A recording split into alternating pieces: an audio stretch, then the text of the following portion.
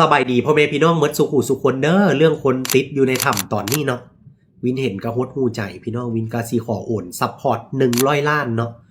ขอเป็นตัวแทนให้กับลูกค้าของวินเมดสุขุสุคนพี่น้องตอนนี้วินปฏิบัติภารกิจอยู่ต่างประเทศเนาะเวียกนักหลายหากมาฮอดห้องเห็นข่าวกระหดหูใจเด้พี่น้องเอ้ยแล้ววินเห็นน้องหนอมเนาะอยู่ลงพื้นที่อยู่วินก็ให้ทางทีมงานไปขอเบอร์ทางน้องหนอมมาละโอนให้ทางน้องหนอมขอบใจทางเจ๊หนอมเนาะน้องหนอมอีกบาทหนึ่งทางเจ๊หนอมก็สิเอาไป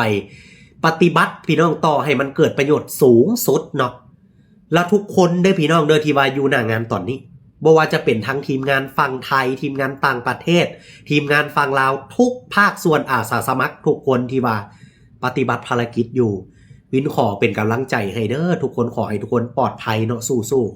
ขอให้พบเห็นไวๆส่งกำลังใจจากวินเดอร์พี่น้องวัดสุขุสุคนนี่เนาะทุกคนฮีโร่ของเฮามาแล้วเนาะบ่าววินทุกคนที่แบบเพิ่นเป็นคนที่แบบชอบช่วยเหลือสังคมบอกว่าจะเป็นเรื่องใดๆก็ตามเรื่องใหญ่เรื่องเล็กเรื่องน้อยเรื่องอีหยังก็ตามคือแบบบ่าววินนี่นะ